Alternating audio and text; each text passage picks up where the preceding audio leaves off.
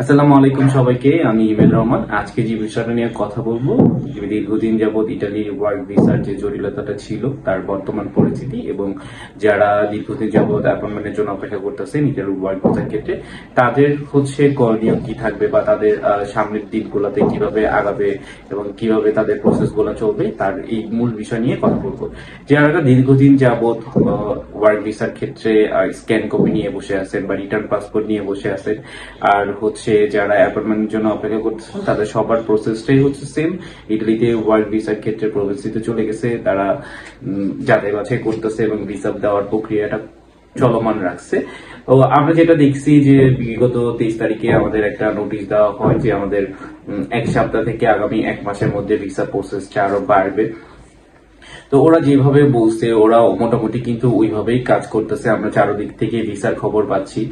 আর কেমন পরিমাণে ভিসা হচ্ছে এটা আপনারা বিভিন্ন গ্রুপ থেকে জানতে পারছেন যে আপনারা অনেক গ্রুপের সাথে সংযোগ আছেন বা সোশ্যাল মিডিয়ায় অনেকগুলো গ্রুপ আছে যারা আপনার নিজেদের মধ্যে একটা ভিসা হলেই একটা সংলাপ করে যে না আমার এই শহর থেকে ভিসা হয়েছে। আর যারা ভাইয়েরা আছে অ্যাডমিন যারা আছে তারা এগুলো ম্যানেজমেন্ট করতেছে।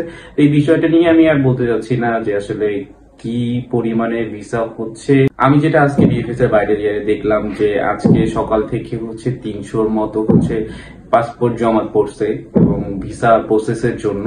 এর মধ্যে পাসপোর্ট ডেলিভারি সংখ্যা ছিল যে শহরগুলো যেটা ছিল এটা পালেরমো, সিসিলিয়া এবং ভ্যানিজিয়ার পাশে যে শহরগুলো আছে সবগুলো শহর থেকে ভিসা পাদোবা বা থেকে শুরু করে আরো যে শহরগুলো আছে পাসপোর্ট জমা দেওয়ার জন্য ফোন আসতেছে।